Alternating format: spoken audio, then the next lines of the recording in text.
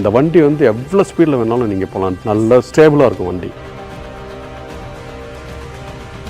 நம்ம வந்து இப்போ வைன் கிளாஸ் டெஸ்டிங் பண்ண போகிறோம். இன்னும் ஆல்ரெடி நீங்கள் அந்த வீடியோ வந்துட்டு இன்டர்நெட்டில் பார்த்துருப்பீங்க. நிறைய பேர் வந்து அதை நம்பலை அப்படிங்கிறதுனால தான் நாங்கள் கண் கூட நாங்களே பண்ணணும் அப்படிங்கிறதுக்காக இந்த டெஸ்ட் பண்ணுறோம். ஈவன் தான் எங்களுக்கு கொஞ்சம் லைட்லாம் டவுன் ஆயிடுச்சு. பட் உங்களுக்காக தான் இந்த டெஸ்டிங் இப்போ நாங்கள் பண்ணுறோம். And why are going to do this actually? What's the purpose of testing the wine glass test? So Mahindra first time introducing in India like semi-active suspension. Semi-active suspension, okay.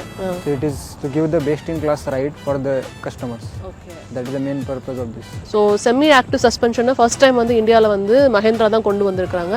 So அதை test பண்ணுறதுக்காக தான் அந்த wine glass test. Actually வந்துட்டு உள்ளே வந்து suspension எப்படி இருக்குது அப்படிங்கிறத we are going to check the suspension of this car, right? அதுக்காக தான் நம்ம வந்து இந்த டெஸ்டிங் பண்ண போகிறோம். ஸோ இப்போ அந்த காரை அவங்க எடுக்க போகிறாங்க. அது வந்துட்டு எப்படி இருக்குது, எத்தனை லேயர்ஸ் வச்சுருக்காங்க பாருங்க. நான் ஒரே ஒன்று வைங்க பரவாயில்லன்னு நான் சொன்னேன்.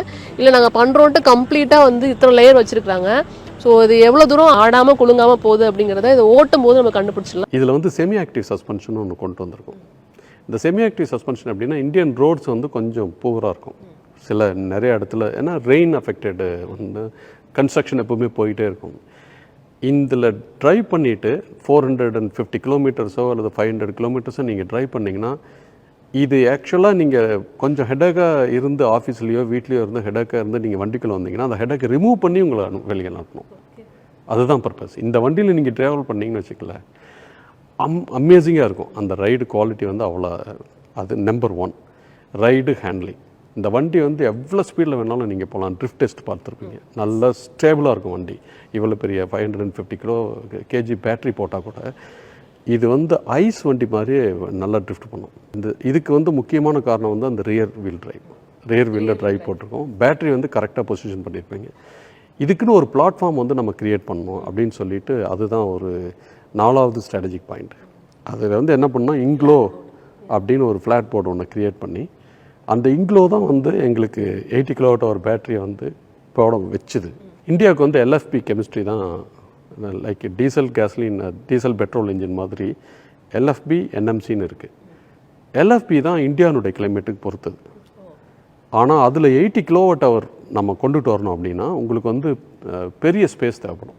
மேக்ஸிமம் 60 தான் கொண்டு வர முடியும். அதனால தான் இந்த கார்லாம் பார்த்தீங்கன்னா உங்களுக்கு 30 kWh 40 kWh கொண்டு வராங்க. மேக்ஸிமம் 60 தான் போக முடியும். நம்ம வந்து ஒரு பெரிய டிஃப்ரெண்ட்டான ஒரு blade cell technology, cell to pack technology அதெல்லாம் போயிருக்கோம். Cooling technology different. இதெல்லாம் பண்ணுனதுனால தான் நம்ம வந்து 80 kWh எனர்ஜியை உள்ளே கொண்டு வர முடியுது. ஸோ இந்த இங்க்ளோ பிளாட்ஃபார்ம்ங்கிறது ஒன்று, பேட்டரி ஒன்று, இங்க்ளோ பிளாட்ஃபார்ம் ஒன்று. இது மட்டும் பத்தாது. இதுக்கடுத்து நம்ம வந்து சரியான ஃபீச்சர்ஸ் வண்டியில் கொண்டுட்டு வரணும். இதுதான் வந்து நம்ம ஹார்ட் ஹூக்கிங் ஃபீச்சர்ஸ் அப்படின்னு சொல்கிறது. இதை பார்த்தாவே அப்படியே ப்ளோன் ஆகிடுவாங்க. இது வந்து ஆட்டோ பார்க் அசிஸ்டன்ட் நீங்கள் பார்த்துருப்பீங்க. அந்த பார்க் அழகாக போய் பண்ணுறது, அதுவாக போய் பார்க் பண்ணோம். க்யூட்டாக அது கவு பார்த்ததுன்னா அப்படியே நின்றுக்கும், வண்டி போகாது. அந்த வீடியோவில் பார்த்துருப்பீங்க. அதே மாதிரி உள்ள அந்த லைட்ஸ்லாம் டான்ஸ் ஆடும். ஆமாம், பார்த்தேன் சார். எல்லாமே பார்த்துருக்கோம். எல்லா லைட்ஸும் டான்ஸ் ஆடும். உள்ளே வந்து 3 ஸ்க்ரீன் லேஅவுட்டு. 3 ஸ்க்ரீன் லேஅவுட்டில் உங்களுக்கு நீங்கள் வந்து இந்த 3rd பேசஞ்சர் ஸ்க்ரீன் இருக்குது பார்த்தீங்களா, அதில் வந்து லைவ் கிரிக்கெட் பார்க்கலாம், எல்லா மூவிஸ் பார்த்துட்டு வரலாம், வீடியோ சாங்ஸ் கேட்கலாம். அப்புறம் வந்து பர்ச்சேஸ் பண்ணோம் அப்படின்னா உள்ள போய் பர்ச்சேஸ் பண்ணலாம். நியூஸ் சேனல்ஸு, யூடியூப்ஸ், உங்களோட யூடியூப்ஸ் எல்லாத்தையும் பார்க்கலாம் அதில்.